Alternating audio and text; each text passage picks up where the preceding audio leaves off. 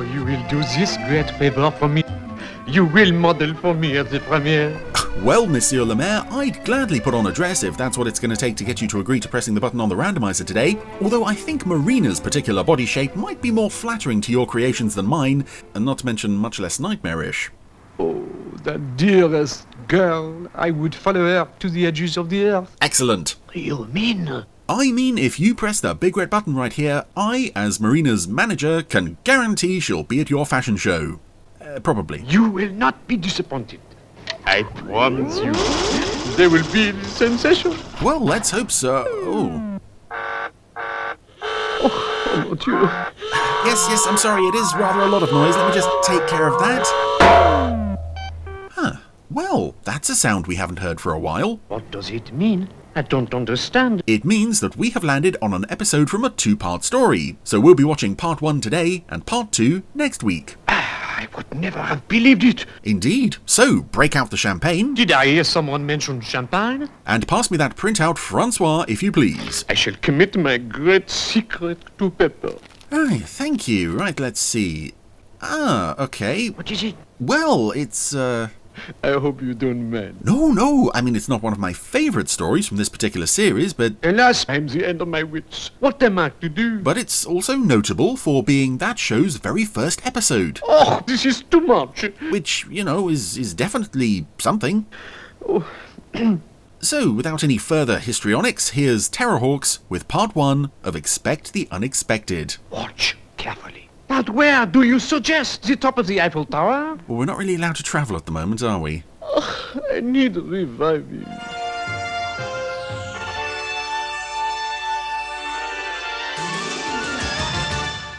So, welcome back to Terrahawks on the Randomiser, and a two-parter. This is quite a rare thing for us. This is the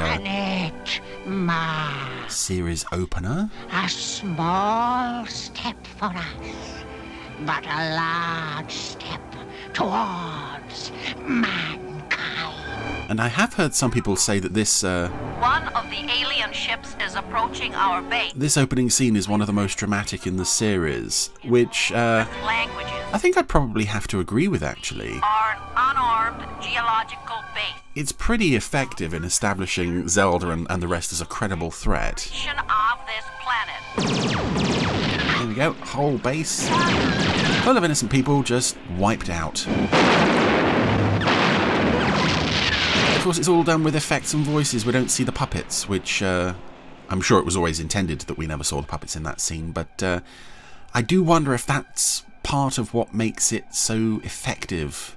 It's a very dramatic opening for a series that wasn't necessarily known for being dramatic, but also the effects work here is really nice.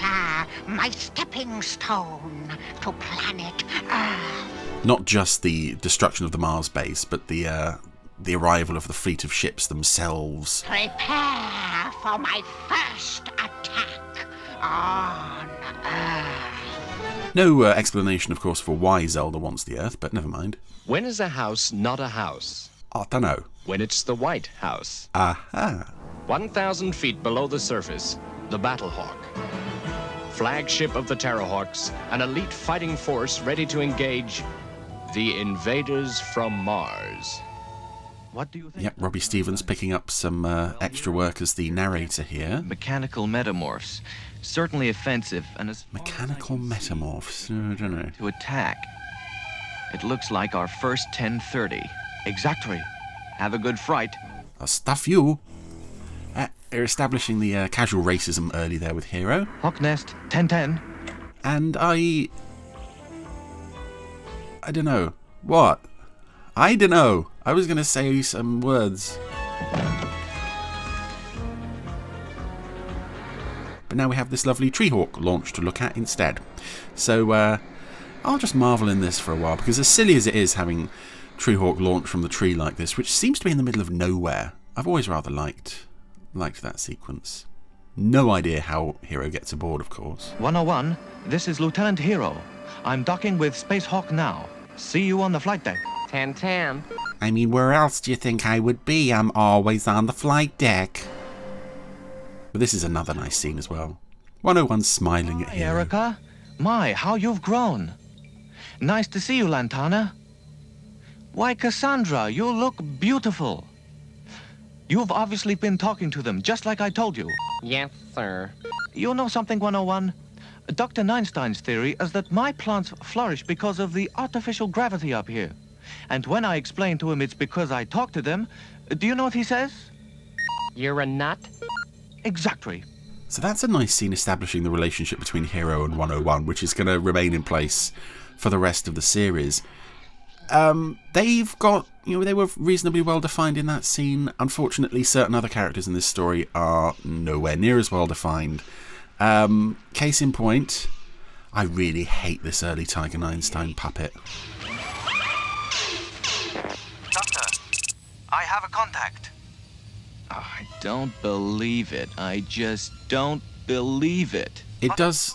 The puppet looks like someone's taken his head and just put it in a vice and crushed it, and that and the jaw being very large and floppy on that puppet. I don't think this puppet lasted very long, thankfully, because he's not pleasant to look at. This is Space Sergeant 101 calling Zeroids 1 to 100. We have a contact. Keep your eyes peeled.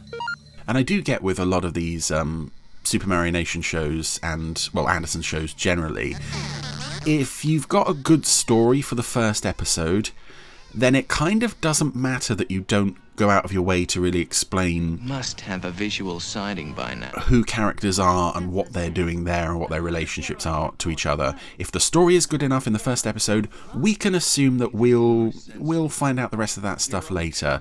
So when you get an opening episode like this, Radar echo. I'm a which isn't open fire. especially the show's finest hour, not by a long chalk, it is kind of disappointing. You don't really care about what's going on, and you don't really care about the people either, so... The energy source, Captain. It's still there. Well, except for certain characters who are perfect right out of the gate, namely the Zeroids and Zelda. Unfortunately, the human characters never quite lived up at any point. But the music is telling us something that does quite live up is Hawkwing. You on the wing? I sure am, ma'am. You have a 1050. 10-10. There ain't no explanation of what this vehicle is and who the people are who are driving it. But I do love the shot of, not so much the whirlpool, but Hawkwing speeding down that tunnel. It's a lovely idea for a launch sequence, and I don't think the effects quite pull it off. It comes very close, but the reversed footage of the water sort of piling on top of itself, and then just that very small Hawkwing wobbling its way out of the vortex. I mean, the vortex itself looks lovely. The spinning bit underwater looks lovely. But Hawkwing coming out, I don't know. Even the sound effects weren't really supporting it there. Energy source approaching ionosphere at Mach 6. It's a controlled descent. Still no radar. And Mary Falconer doesn't get much in the way of good dialogue or moments in this story either. She's another puppet who doesn't quite look there. All right, Katie. Here come the coordinates. Fresh from the rose garden. Thanks, I'm on the sand. Which isn't to say that Denise isn't doing a good job, because Denise is always doing a good job. All these actors are always doing a good job. Anything? I fired at nothing, and guess what I hit?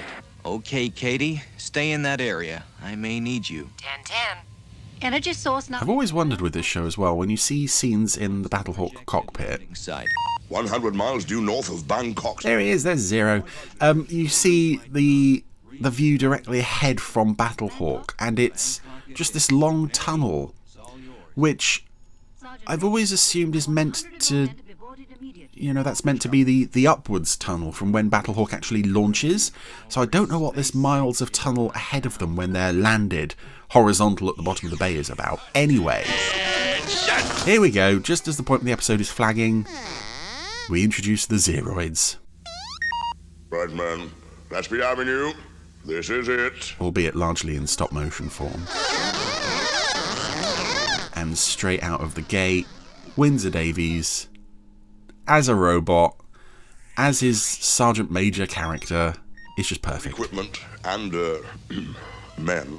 Aboard, Captain. Thank you, Sergeant Major. Stand by for liftoff. And it also helps that the Zeroids are just beautiful designs. Not that I think Windsor Davies needs any help. And now we have the Battlehawk launch.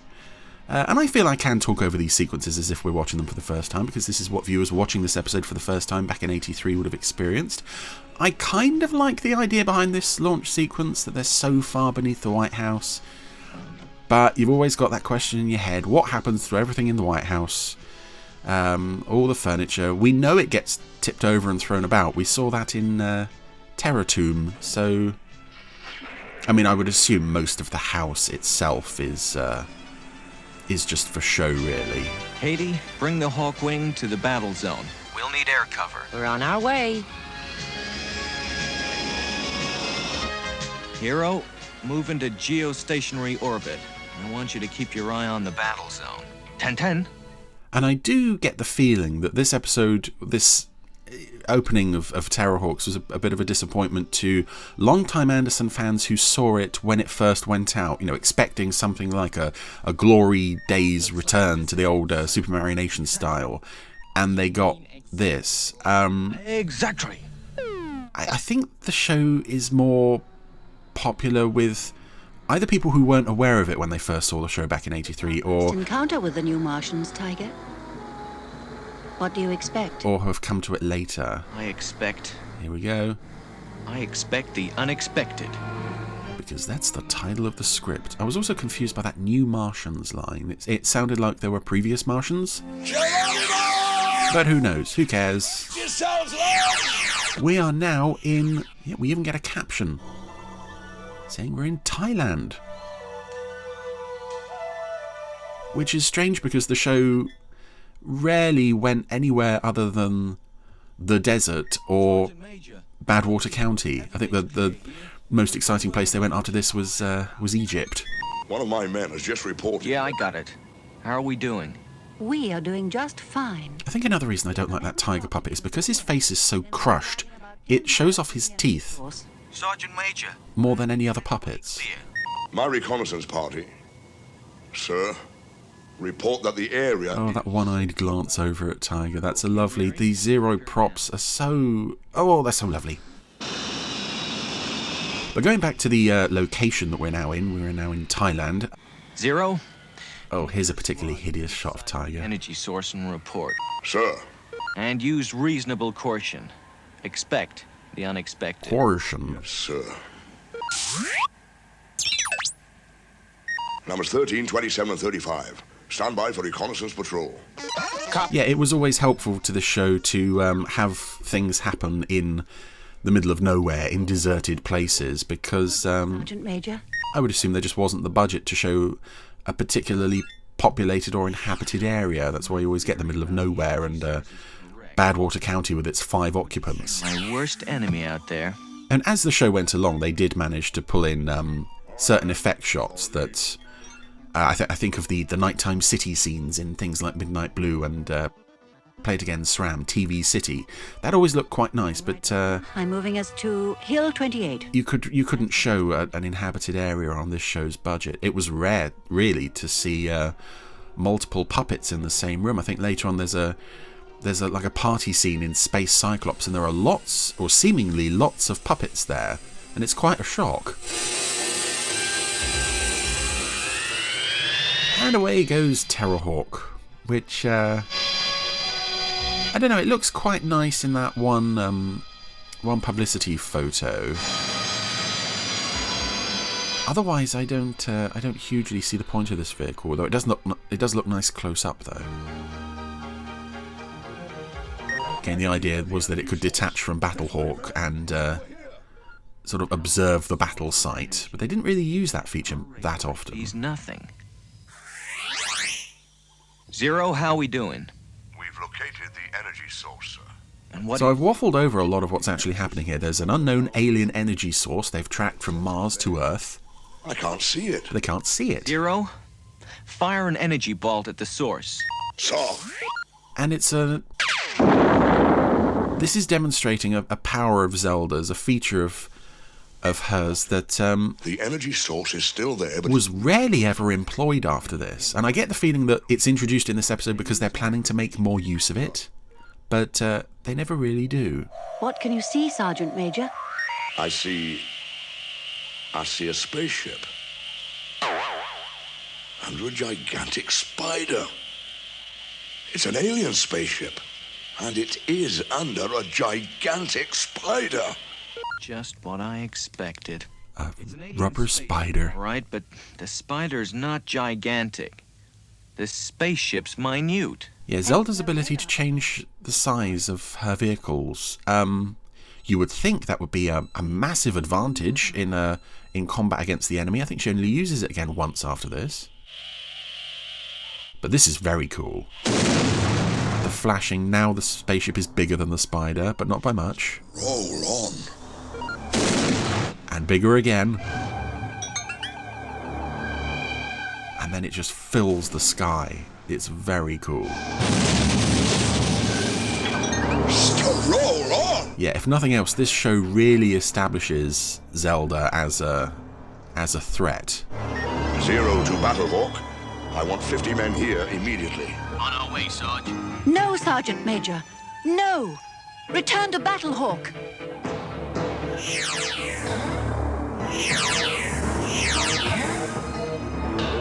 He can't hear us. He doesn't want to hear us. And an element here that will be coming into play in the second half of the story. The bigger they are, the harder they fall. Now take up defensive positions. You mean? And she calls him a I man. believe 13 is an unlucky number for some people. Oh dear. Poor old 013. Oh no. There, I was right. That's it, we've established these robots are absolutely gorgeous and perfect in every way. Let's just kill one of them. If nothing else, I think that's more villainous than anything else Zelda does through the whole series. You don't kill the Zeroids. You can't hit me, but I can hit you. And she does actually hit another Zeroid there in that effect shot. One of them was clearly blown to pieces, but Rounded. it's not acknowledged. Because later on, Zeroid 13's death is acknowledged in quite a touching way. But we're not there yet. That's next week. 10-10.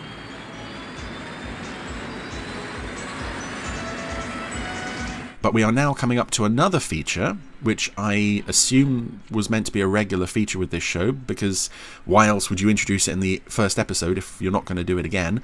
Using Hawkeye's section of Hawkwing as a suicide bomb. Sergeant Major, withdraw your men and return to the Battlehawk. That's an order. If Hawkwing is coming in, we must distract their fire. Come on, men. Give them everything you've got. Oh, that destroyed Zeroid in the effect shot is back again. Oh, well, he must have stitched himself back together, I don't know. Go, Hawkeye. 10-10. Dr. Killjoy's done a bang-up job on him between shots. Don't leave it too late, Katie. It's never too late, Tiger. I do love the incidental music in this scene as well. Nice and heroic version of the Terrahawks theme. And there we go, that's the Hawkwing upper section, blown the spaceship to bits. Fantastic, Katie. Just fantastic. And I suppose I should mention the slightly longer edit of this episode that was seen in the VHS compilation with lots of little bits. Well, 3 or 4 little bits missing here and there. And the energy force is still there. I guess they were cut for time. Building. Fast. Oh, so they haven't destroyed Zelda's ship? There it is, directly over the Terrahawk. Keep calm, baby. Okay. Nobody knew those would be his last words. Tiger's been snatched. Mary's in a green beam. Again, this is all abilities that we never see Zelda use again against the Terrahawks. This ability to just teleport them at will, Very stupid, Doctor. immobilize them in a green beam. No better than to attack us. But speaking of green, that's a lovely close-up shot of Zelda. That's our first sight of her. Ah, you speak to me like that. And she looks hideous. A human being.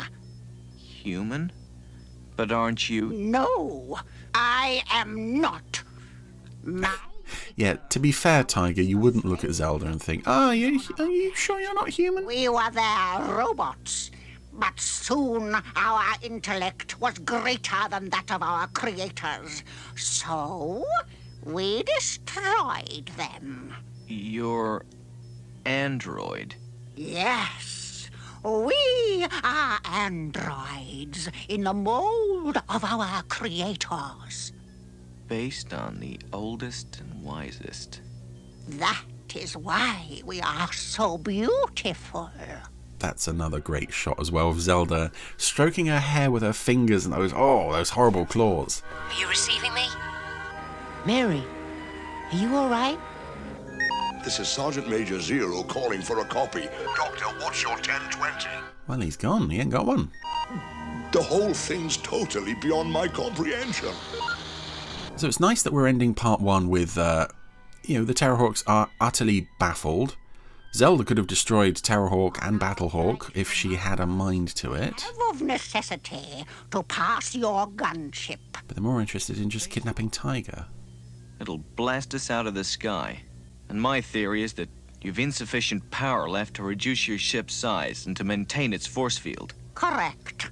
But they won't fire with you aboard. Another feature of early episodes. They will. Tiger, I mean, the phrase "I have a theory" was always prevalent throughout the show's run, but in the earliest episodes he had a knack of coming up with these very unlikely theories and being proved right. I hear you, Doctor.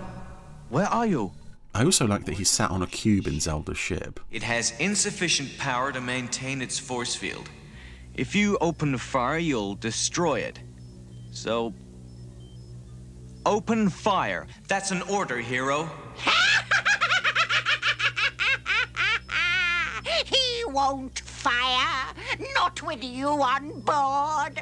You're coming with me to Mars, and then we'll take you apart to see what makes you tick. That's a pretty nasty threat. I'm only one of 9 clones. Kill me, and there'll be another Einstein within 24 hours. And she actually believes it. If someone said that to me, if I were the evil dictator trying to take over the world, I think, oh, maybe you're fibbing there. It's just thrown away such a casual introduction to the Tiger clone concept. Doctor would not like us to start making decisions. But I do like the cliffhanger we're building to here, because, I must make the decision. This is a fairly standard sci-fi trope. Oh, the captain's on the enemy ship. Well, I've given the order to blow up the ship. And then you'd cut back to the other heroes and they'd be, oh, but this time, open fire. They actually do it. What have I done? They have opened fire. Yes, Zelda. This has got to be the end. Although those shots are taking a very long time to get anywhere near Zelda's ship, but that was the first episode of Terrahawks Expect the Unexpected, Part 1. We have a to be continued on the start of the end credits Noughts and Crosses game, and yeah, I've spoken before about the problems with early Terrahawks, and I've spoken about them here again, and it's, some things really work. The effects are good, the Zeroids are perfect right out of the gate, Zelda is perfect right out of the gate, but the human characters are, with the possible exception of Hero, are not that fun to be around just because either we don't know too much about them yet, or they're absolutely butt ugly, case in point Tiger Einstein. If the story was stronger, that wouldn't be a problem. Since it's not, this isn't a superb opening to the series, I've got to say. I can understand why people were put off by this back in the day. The show would get better, but unfortunately it won't get better in part 2, which we'll be seeing next week. Yay!